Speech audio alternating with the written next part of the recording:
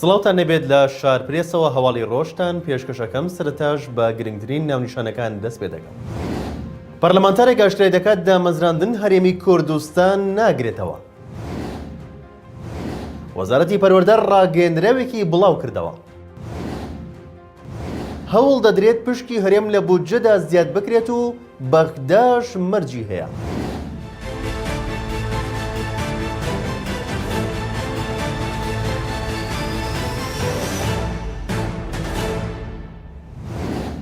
سەرۆکی لیژنەی پێشمەرگە لە پەرلەمانی کوردستان هەوڵێکی خۆیان لە بەرژەوەندەی هێزەکانی پێشمەرگە ئاشکرا دەکات و ڕای دەگەێنێت بە هەمانگی لەگەڵ وەزارەتی دارایی لەسەر هێڵین بۆ ئەوەی دەرماڵە بۆ هێزی پێشمەرگەش خەرج بکرێت.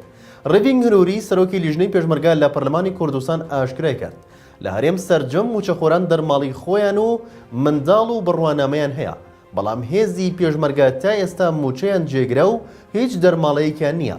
دەژڵێت بۆیە ناکرێت کە پاراستنی هەرێم لەسەر شانی ئەوانە بێدەرماڵە بن، لەبەرەوە وەزارەتی پێشمەرگەش کاری لەسەر دەکات و ئەوانیش بەردەوام لەسەر هێڵن بۆ ئەوەی دەرماڵیان پێ بدرێت. دەژڵێت کاری پێشمان کردووە و قسەمان لەگەڵ وەزیری دارایی کردووە کە بڕیارە ئێمە سەردانیان بکەین یان وەزیری بێتە پەرلەمان بۆ ئەوەی چارەسەری ئەو کێشەیە بکەین. بۆیە بەردەوام دەبین و ناوەستین تاوەکو هاوشەوەی موچەخۆران دەرماڵە بۆ هێزی پێشمەرگەش خەرج دەکرێت.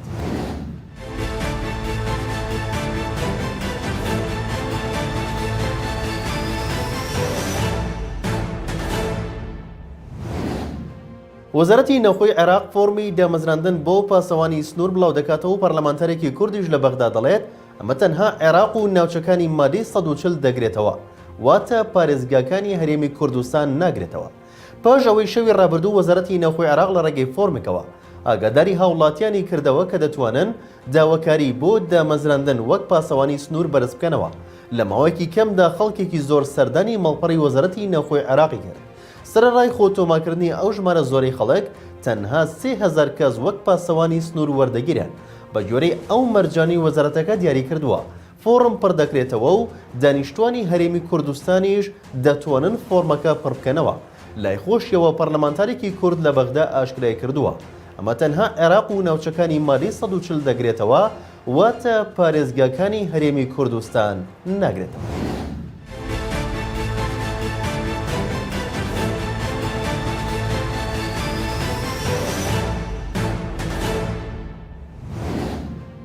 دوای ئەوەی پەرلەمانتارێک ئاشکرای کرد تەنانەت داهاتی حانوتی خوێندنگەکانیش دەچێتەوە بۆ هەولێر، وەزارەتی پەروەردە هاتە دەنگ و بەداتا وەڵام دەداتەوە و ئەو زانیاریانە ڕەت دەکاتەوە. وەزارەتی پەروەردەی حکوومەتی هەرێم لە ڕاگەندراوێکدا وەڵامی پەرلەمانتار کاروان گەزنەیی لە فراکسیۆنی یەکەتی داوەتەوە کە ئەو پەرلەمانتارە وتبووی تەنانەت داهاتی حانوتی خوێندنگەکانیش دەچێتەوە بۆ هەولێر. لەوڕۆ وەزارەتی پەروەردە دەڵێت لامان باش بوو کاروان گەزنەی پەرلەمانتاری کوردستان بە زانیاری وردەوە لەسەر داهاتی فرۆژگەی حانوتی قوتابخانە و خوێندنگەکان لێدوان بدات. وەزارەتی پەروەردە ڕایگەاندووە هەموو لایەک دڵنیا دەکەینەوە ئەو قسەی کاروان گەزنەی ناڕاستە و هیچ بنەمایەکی نییە. داهاتی فرۆژگا حانوتی و قوتابخانەکانی سلێمانی و هەڵەبجە و ئیدارەکانی ڕاپەڕین و گەرمیان تەنانەت دهۆکیش نەگەڕاوەتەوە بۆ هەولێر.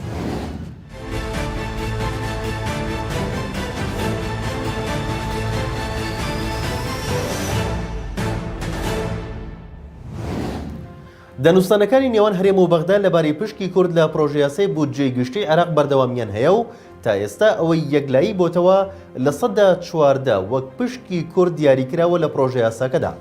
دکتۆر بڕیار ڕەشید ئەندامی ئەنجومەنی نوێنەرانی عێراق لە فراکسیۆنی یەکەتی ڕایگەاند گفتوگۆکانی نێوان حکوومەتی هەرێم و حکوومەتی عێراقی لەبارەی پشکی کورد لە پرۆژە یاسای بودجەی گشتی عێراق بەردەوامیان هەیە و بەتایبەت دوای ئەوەی شاندێکی حکوومەتی هەرێم هاتنە بەغدا گفتوگۆی باشیان نەوبارەوە کردووە و ئێستاش گفتوگۆکان هەر بەردەوامیان هەیە. ئێمەش لە هەوڵی ئەوەداین پشکی کورد لە بودجەی عێراق بە لە 170 دیاری بکرێت کە ئەوە ڕێژەیەکی باش دەبێت و دەتوانرێت زۆربەی گرفتەداراییەکانی هەرێمی کوردستان چارەسەر بکات. ئەمە لە کاتێکدا هەفتەی ڕابردوو دوای ئەوەی شاندێکی حکوومەتی هەرێم چوونە بەغدا سەبارەت بە گفتوگۆکردن لەبارەی پشکی هەرێم لە بودجەدا شارپرێز بڵاوی کردەوە بە شاندەکەی هەرێم وتراوە پشکی هەرێم لە 114 دەبێت لە بەرامبەر فرۆشتنی داهاتە نەوتیەکان لە ڕێی کۆمپانیای سۆمەوە. لە شارپرێسەوە هەواڵی ڕۆژتان پێشکەشکرا شاد و بەختەوە.